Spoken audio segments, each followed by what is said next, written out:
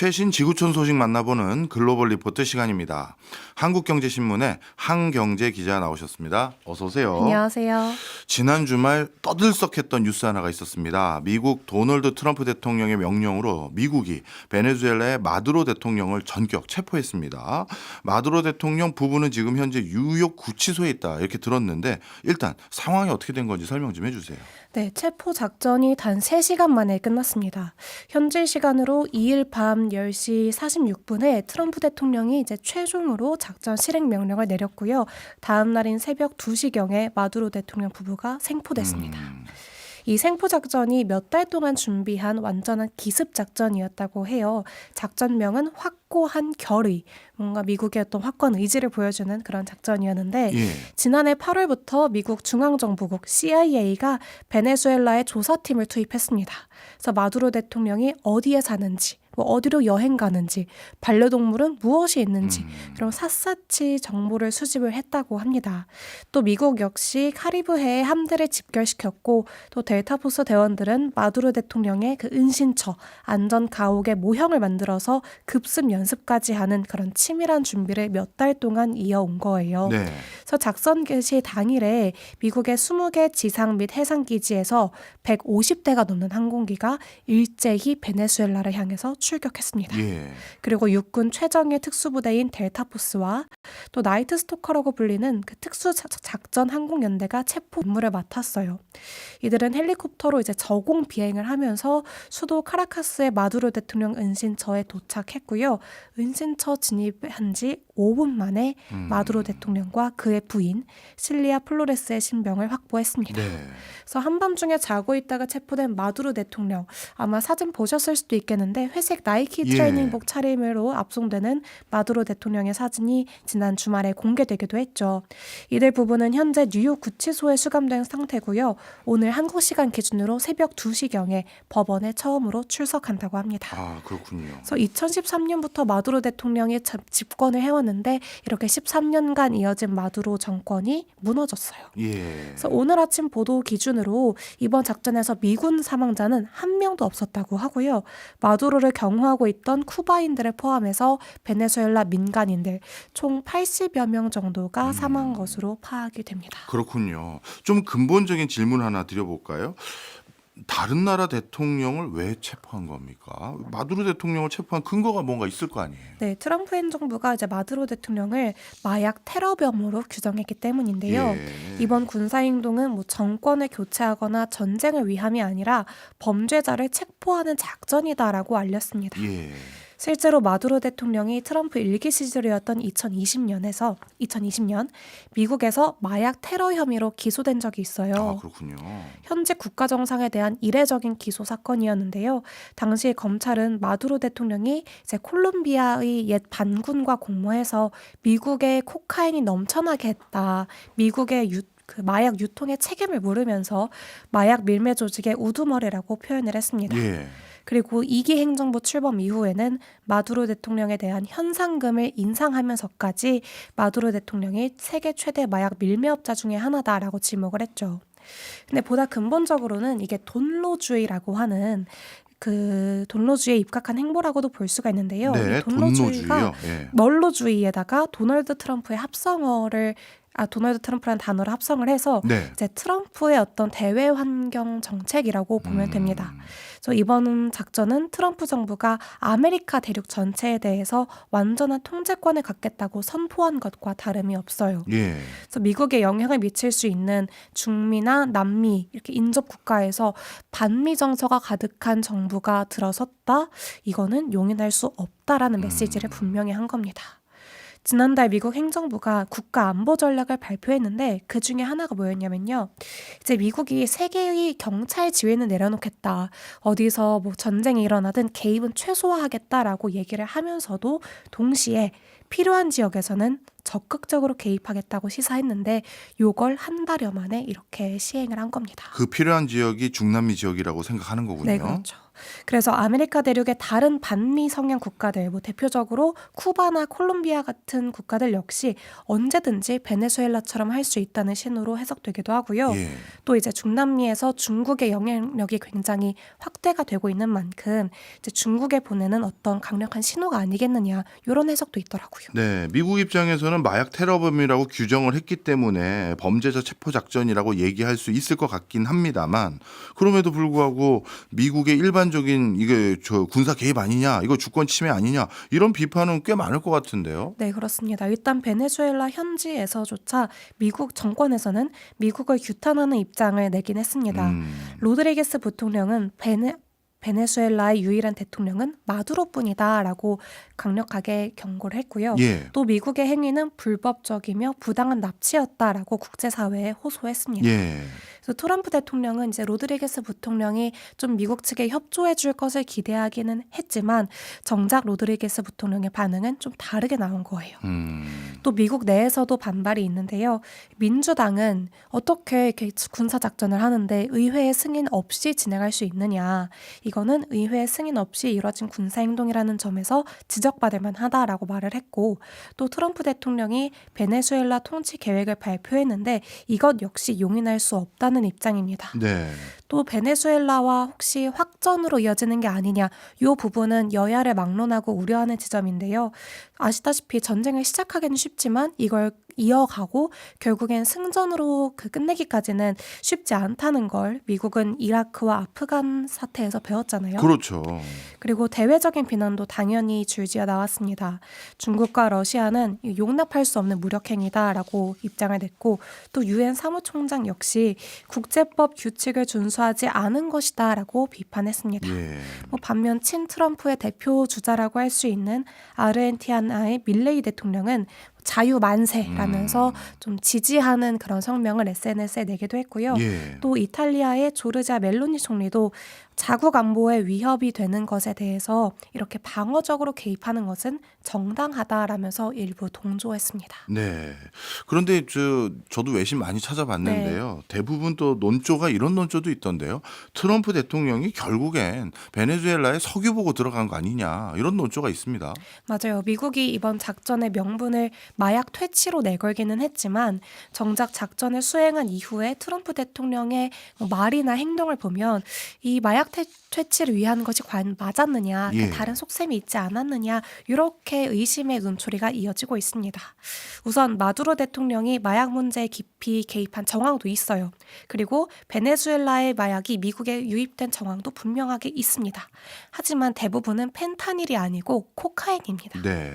그래서 미국 검찰 기소장에서도 펜타닐 얘기는 거의 등장하지 않았더라고요. 실제로 미국 질병통제예방센터에 따르면 2023년 기준으로 했을 때 미국 내에서 약물 과다 복용으로 사망한 사람들의 그 원인을 조사해봤더니 70% 거의 대부분이 펜타닐로 인한 것이었고요. 예. 코카인에 의한 사망은 20% 정도에 그쳤습니다. 그래서 일각에서는 말씀하신 것처럼 베네수엘라의 석유를 노린 작전이 아니냐, 요거에 무게를 두고 있습니다. 네.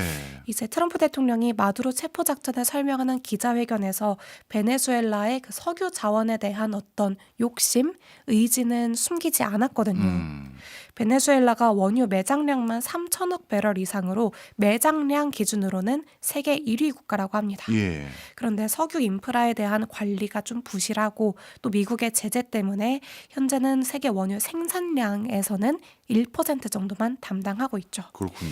그래서 트럼프 대통령의 구상이 뭐냐면 미국의 에너지 업체들이 베네수엘라로 진출을 해서 석유 인프라를 좀 재건하고 증산까지 한번 해보자는 겁니다. 네. 그렇게 석유 산업에서 벌어들인 돈으로 베네수엘라의 민주주의를 회복하고 또 경제를 재건할 수 있다. 요게 트럼프 대통령의 논리인데요. 예. 그런데 석유 생산을 단번에 늘리기에는 굉장히 힘들다는 게 전문가들의 분석입니다. 일단 증산을 하려면 수년에 걸쳐서 수백억 달러 규모의 투자가 병행돼야 되는데 네. 과연 에너지 회사들 국가들이 이걸 따라줄 것인가, 요게 관건이에요. 예. 심지어 베네수엘라 정부가 1970년대와 2000년대에 이 석유 기업들의 자산을 몰수한 전례가 있어서 석유 에너지 기업 입장에서는 또 다른 리스크에 노출되지 않을까, 요게 분명한 허들로 작용합니다. 예. 그리고 현재 세계적으로 석유가 공급 과잉인 상태라서 사실 이번 사태 이후에도 유가가 그렇게 크게 움직이진 않았어요. 예. 그래서 베네수엘라의 원유 생산량을 확대해야 하는가, 그 유인이 굉장히 부족하다는 지적도 있습니다. 네.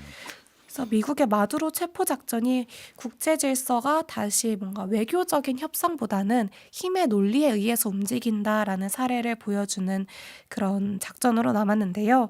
외교보다 군사력이 앞선 방식이 과연 베네수엘라의 안정을 가져올 수 있을지, 아니면 또 다른 정치적인 내홍을 가져올지는 조금 더 지켜봐야 될 것 같습니다. 그렇네요. 미국 입장에서는 뭐 베트남이나 아프가니스탄에서도 이미 실패했던 전례들이 있는데 이게 어떻게 흘러갈지 지켜봐야 될 것 같습니다. 다음은 중국으로 가봅니다. 중국 바이오 산업에서 사용되는 실험용 원숭이가 최근 굉장히 비싸졌다고요? 네, 실험용 원숭이도 그 가격이 굉장히 많이 변동을 하더라고요. 예. 중국에서는 실험용 원숭이 가격이 팬데믹 이후 최고 수준으로 다시 치솟고 있습니다. 예. 한 마리당 15만 위안, 우리나라 돈으로 3천만 원 정도까지 갈 수 있다, 이런 전망이 나오는데 예. 지난해 평균 가격이 10만 3천 위안 정도였거든요. 네. 한 50% 정도 1년 사이에 가격이 급등했죠. 음. 그래서 바이오 산업에서 실험용 원숭이 가격은 그 상황에 따라서 굉장히 많이 바뀐다고 해요. 여느 시장과 마찬가지로 수요와 공급에 따라서 움직이는 경향이 있습니다. 이제 보통 바이오 산업의 투자 열기가 좀 활발하고 돈이 많이 돌 때는 실험용 원숭이 가격이 오르고, 네. 반대로 투자가 위축돼 있을 때는 가격이 떨어지는 흐름을 예. 나타내는데요. 팬데믹 당시 2022년에는 원숭이 가격이 한 마리당 한 4천만 원까지 오른 적이 있다고 해요. 네. 그런데 그 이듬해 글로벌 경기 둔화를 맞으면서 그 바이오 산업에 대한 투자가 위축됐고, 그러면서 실험용 원숭이의 수요가 떨어지니까 가격도 급락한 적이 있습니다. 예. 그리고 그 당시에 경제가 어려우니까 이제 사육업자들도 무한정으로 원숭이를 키울 수가 없는 거예요. 그래서 원숭이 사육을 확대하지 않았는데, 보통 중국에서는 이렇게 실험용 원숭이 한 마리를 기르는데 4년 정도가 필요하다고 합니다. 예. 그러니까 당분간은 이 공급이 회복되기까지는 조금 더 시간이 걸릴 것으로 보여요. 근데 지난해부터 수요가 굉장히 많이 살아나고 있습니다. 중국 제약 바이오 기업들이 지난 한 해 동안 스타트업이든 대기업이든 그 바이오 산업의 규모와 상관없이 투자를 굉장히 많이 받았어요. 네. 그리고 중국 정부도 신약 개발을 전략적으로 지원하면서 많은 실험을 장려하고 또 실제로 진행을 했는데요. 그래서 현재 임상시험 직전 단계까지 와 있는 신약 개발이 굉장히 많이 대기 중이라고 합니다. 즉 사람에게 투여하기 전에 원숭이에게 실험을 해야 하는 그 단계에 있는 예. 신약 개발 연구들이 줄줄이 있는 거예요. 네. 이 기술 발달 속도와 실험용 원숭이 수요가 비례한다. 참 뭐랄까요? 충격적이기도 하고 이해가 되는 당연해 면도 보이다. 있고. 네. 예, 그런데 근데 좀 실험용 원숭이 우리 인류를 위해서 엄청나게 그냥 희생당하는 거잖아요. 그래서 서구권에서는 동물 실험을 기피하는 흐름도 있었다고 들었는데 뭐 요즘 대안은 좀 있습니까? 뭐 세계적으로 일단 동물 실험에서 가장 많이 사용되는 동물이라고 한다면 쥐를 빼놓을 수는 그렇죠. 없죠. 근데 그 한계가 분명합니다. 예. 인간에 비해서 수명이 굉장히 짧고요. 생리적으로도 차이가 크기 때문에 뭐 신경계 질환이나 희귀 난치병, 면역 질환에는 인간의 반응을 제대로 구현해내지를 못하는 경우가 많아요. 예. 실제로 중국의 한 연구소가 루게릭병 치료제를 개발하기 위해서 쥐에게 반복적으로 실험을 해봤습니다. 일단 쥐가 루게릭병 증세를 나타내야 치료제를 개발을 할 수 있잖아요. 네. 그런데 쥐에게서는 근육이 마비되는 증세가 좀처럼 나타나지 않았고, 이 연구진들은 실험 대상을 돼지로 바꿔봤습니다. 네. 그랬더니 돼지는 신경이 서서히 파괴되고 또 근육을 통제하지 못하는 등 인간 환자와 굉장히 비슷한 증세를 보였어요. 네. 여기서 연구진은 쥐에게만 특정하게 작용하는 어떤 유전자가 병의 진행을 좀 억제해 주는구나 라는 것을 깨닫고, 이를 바탕으로 새로운 치료 전략을 설계할 수 있었습니다. 네. 만약에 실험 대상이 쥐에게만 국한돼 있었다면 얻어내기 힘든 결론이었죠. 예. 그래서 바이오 기업들이 원숭이를 찾는 것도 경우도 마찬가지 이유입니다. 이게 중기에서 후기 임상 시험 단계로 갈 때 원숭이 같이 영장류 실험이 필요하다라는 판단이 늘고 있고요. 아직까지도 이를 완전히 대체할 수 있는 방법은 없다라는 게 바이오 업계의 공통된 평가입니다. 그렇군요. 하여튼 전반적인 분위기를 봤더니 중국의 산업, 바이오 산업이 정말 빠르게 성장하고 있다. 이런 시그널은 확실히 있는 거네요. 네, 그렇습니다. 중국 바이오 산업이 빠르게 치고 올라올 수 있는 이유로 정부가 이런 영장류 실험을 크게 제지하지 않기 때문이다라는 결론이 나옵니다. 네. 자, 앞서 말씀하신 것처럼 서구권에서는 동물 실험, 그중에서도 원숭이나 돼지 같은 좀 대형 동물 실험에 대해서는 굉장히 반발이 크죠. 예. 규제도 많고요. 그래서 사실상 관련 연구가 불가능한 상태입니다. 반면 중국에서는 의료 연구를 포괄적으로 규제하는 동물복지법이 없어요. 아. 그리고 규제가 있다고 하더라도 동물의 고통에 초점 맞추기보다는 동물을 어떻게 합법적으로 조달할 것인가, 예. 방역은 어떻게 할 것인가, 생물 안전은 어떻게 할 것인가에 맞춰져 있습니다. 예. 심지어 동물 복지에 관한 논의 자체를 약간 서구의 유산이라고 해야 되나요? 아. 좀 그러니까 비판적으로 바라보는 경향이 있어요. 예. 덕분에 중국에서는 이제 여러 유전자 편집이 적용이 된 여러 영장류들이 나왔는데 예. 뭐 조현병을 앓는 원숭이라든지 예. 신경질환을 앓는 개를 만드는 등 자유로운 연구가 진행되고 있습니다. 아.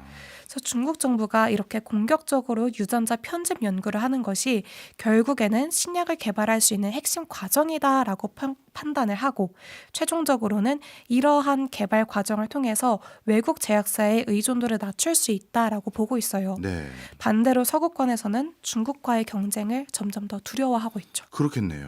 그래서 블룸버그가 중국에서 개발 단계에 진입한 혁신 신약 기술을 한번 조사해봤더니 재작년 기준으로 1,250개 이상 이미 유럽연합의 수치를 뛰어넘었고요. 미국과의 격차도 200여 개에 불과했다고 합니다. 중국의 바이오테크 산업이 무서운 속도로 발전하고 있는 거예요. 네. 참 이게 뭐라고 표현하기 참 그러네요. 지금 뭔가 큰 병에 걸려서 고통받고 있는 사람들을 생각하면 신약 개발이 하루라도 빨리 만들어질 수 있는 환경이 만들어지면 좋겠다. 뭐 이런 생각도 드는데 네. 또 동물 복지 생각하면 이런 전략이 맞는 건가 하는 생각도 들고 하여튼 중국은 동물 복지에 대한 느슨한 규정으로 인해서 바이오 산업이 도약할 수 있는 엔진을 찾았다. 이렇게 봐도 되는 거네요. 네, 그렇습니다. 그러면 다시 원숭이 얘기로 돌아와서 원숭이 공급이 풀리기 전에 신약 개발 회사들은 어떻게 대응합니까? 일단은 중국이 세계 최대 규모의 실험용 원숭이 공급국이기도 해서요. 예. 당분간은 이런 공급 제한이 풀리지 않을 것 같아요. 예. 그래서 여러 가지 서구권에서도 여러 가지 대안을 찾아보고 있기는 한데 일단 지금 사용하고 있는 실험용 원숭이를 최대한 활용하는 방법이 있습니다.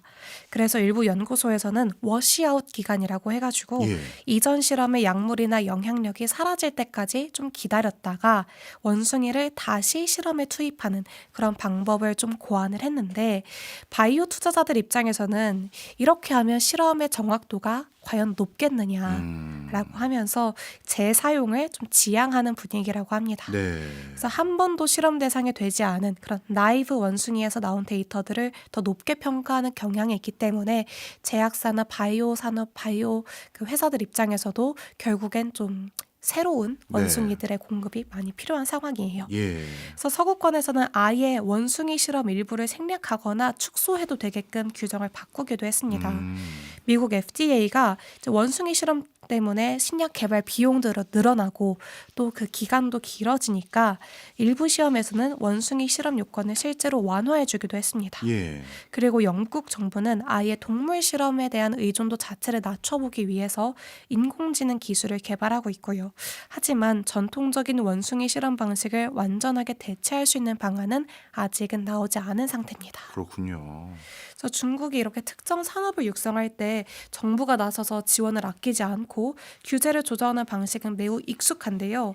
반도체나 로봇 산업 같은 경우에는 다른 국가들이 중국처럼 막대한 자원을 쏟아부으면서 어쨌든 그 발전 속도를 맞춰갈 수는 있어요. 예. 하지만 바이오 부문에서는 윤리적인 문제가 엮여 있잖아요. 네. 그래서 뭔가 중국의 이런 바이오 굴기를 쉽게 따라가지 못하는 게 아닐까. 그럴수록 중국의 경쟁력은 더 강화되고 서구권과 우리나라를 러시아를 포함해서 다른 국가들은 좀 그 경쟁에서 뒤처지는 게 아닐까라는 생각을 해봅니다. 진짜 이게 고민해야 될 부분이 참 많은 이슈였네요. 알겠습니다. 자, 짧게만 하나만 더 보고 가겠습니다.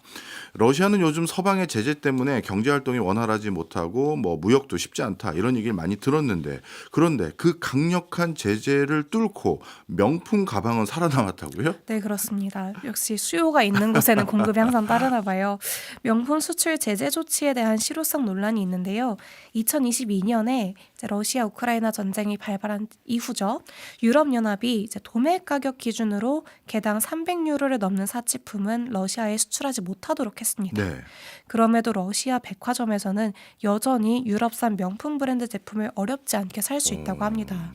모스크바의 고급 백화점인 춤이라는 그 백화점에서 온라인 카탈로그를 보면요. 예. 뭐 버버리나 구찌나 돌체앤가바나처럼 명품 브랜드 상품이 수천 개씩 올라와 있습니다. 그러니까 사실상 전쟁 전과 다름없이 예. 제재 전과 다름없이 명품 쇼핑이 가능한 환경이라는 거죠. 예. 근데 다만 가격이 좀 비싸요. 예. 유럽 현지보다 2배 가까이 차이가 나는데요. 파이낸셜 타임스가 실제 판매 가격을 좀 비교해봤더니 유럽에서 3천만 원 정도에 판매 중인 시계는 모스크바에서 그의 2배 정도 가격에 판매되고 있었습니다. 예. 또 가방의 경우에는 유럽에선 평균 가격이 한 1,900유로 정도인데 모스크바 현지에서는 5,200유로에 책정돼 있다고 해요. 이야. 그래서 앞서 언급한 EU의 제재를 조금 더 상세히 살펴보면 예. 개당 도매 가격이 300유로를 초과하는 모든 명품은 러시아 내에서 어떤 개인, 그러니까 자연인이나 법인이나 단체 혹은 러시아 내에서 사용되는 목적으로는 절대 판매할 수 없다라고 되어 있는데 예. 도매가 300유로 정도가 소매가로 한 1,000에서 1,200유로 정도라고 해요. 예. 200만 원 언저리니까 사실상 거의 모든 명품 브랜드의 제품이 포함이 되는 거죠. 그렇네요. 이 외에도 트러플이나 캐비어 같은 고급 식재료 혹은 샴페인, 여행 가방, 심지어는 그 순종 말까지 제한 범위가 꽤 넓습니다. 제재가 있는 건지 의심스러울 정도네요. 그 제재가 있는다고 했는데 이런 상품들이 어떻게 러시아로 들어갈 수 있는 거예요? 그 핵심은 우회 수출에 있었습니다. 아. 유럽에서 러시아로 직접 수출하는 길은 막혔지만 예. 제3국을 거치면 길이 생기는데요. 튀르키예나 아랍에미리트, 중국 이런 제3국의 중개업자들에게 판매하는 건 제재하지 않고 있습니다. 네. 그래서 명품 브랜드나 유통업체가 이들 국가의 중간 상인들에게 물건을 판매하고 이후에 러시아로 재수출하면서 이렇게 러시아 소비자들의 손에 명품 브랜드의 제품들이 들어올 수가 있는 거예요. 예. 그래서 중간 상인들이 이제 명품을 사들이고 이걸 마치 개인이 산 것처럼 포장을 아. 바꾸거나 상품의 태그를 제거해서 감시망을 피해간다고 합니다. 그렇겠네요. 진짜 누군가가 개인이 사간 것처럼 하면 그걸 감시할 수는 없으니까 그렇게 해놓고 다시 러시아에게 되팔고 있는 상황인 것 같은데 그런데 명품 브랜드들도 이런 상황을 알고 있을 것 같은데 그냥 방치하는 겁니까? 냉정하게 말하면 명품 기업들은 규정을 지킬 이유가 없어 보여요. 예. 그러니까 공식적으로는 유럽연합의 제재를 준수한다고 하지만 우회 수출로 물건을 판매할 길이 분명하게 있는데 이거를 막는다? 이것까지 아. 제재한다? 쉬쉬하는 분위기입니다. 그렇네요. 사실 더 팔 수 있는 건데 그걸 막을 필요도 없다 생각하겠네요. 그렇죠. 안 그래도 세계적으로 명품 판매량이 예전만은 못한 상황에서 러시아 내에 있는 부유층들의 소비는 여전히 견고하니까 뭐 굳이 나서서 고객층을 버릴 이유가 없는 거죠. 예. 유럽연합의 이런 체제가 러시아 중산층에게는 영향이 있기는 했지만 부유층에게는 아무런 효과를 내지 못했다는 말도 있습니다. 네. 그래서 이런 그림자 시장 때문에 오히려 제품 가격만 올라가고 중간상과 물류업체가 더 많은 이익을 챙겨가는 그런 구조로 변질이 됐어요. 그래서 러시아에서는 아예 이런 우회 수입을 전문으로 하는 물류회사들과 구매 대행업자들이 아주 떼돈을 벌고 있다고 합니다. 네. 그래서 러시아의 우크라이나 침공 이후에 서방이 각종 제재를 통해서 러시아를 고립시켜 보려고 했지만 무역에서는 그 한계가 분명히 존재하는 것 같아요. 네. 일단 전쟁 초반에 러시아가 군용으로 사용할 수 있는 여러 장비들이 우회 수출로 러시아에 유입됐다는 보도가 수차례 나왔는데요. 여기에서는 이제 구소련 국가들이 역할을 좀 했습니다. 러시아와 좀 친밀한 구소련 국가들이 미국이나 유럽연합으로부터 반도체도 사들이고 뭐 계측기, 레이저 이렇게 군용으로 사용할 수 있는 장비들을 대거 수입한 다음에 네. 러시아로 그대로 수출을 해준 거예요. 네. 그래서 실제로 전쟁 첫 해에 집계된 무역 데이터를 보면 미국이나 유럽연합에서 구소련 국가로 향했던 수출은 전년 대비 60% 이상 늘었고요. 네. 구소련 국가들과 러시아의 무역량 역시 같은 기간 50% 확대됐다고 합니다. 그래서 서방의 대러 제재가 실물 거래를 완전히 차단하지는 못하고 있다. 요게 이러한 그 실패 사례가 이번 사례에서 드러나는데요. 네. 거래의 종착지는 바꾸지 못했으면서 경로만 더 복잡해진 게 아닌가 싶습니다. 예. 사실 미국이 여러 차례 어떤 국가에 경제 제재를 가해봤습니다만 이번에도 경제 제재로 진짜 무역 단절을 유발하지 못하고 물가 정도 올리는 데 성공한 게 아닌가 이런 생각이 드네요. 알겠습니다. 지금까지 한경제 한국경제신문 기자였습니다. 고맙습니다. 감사합니다.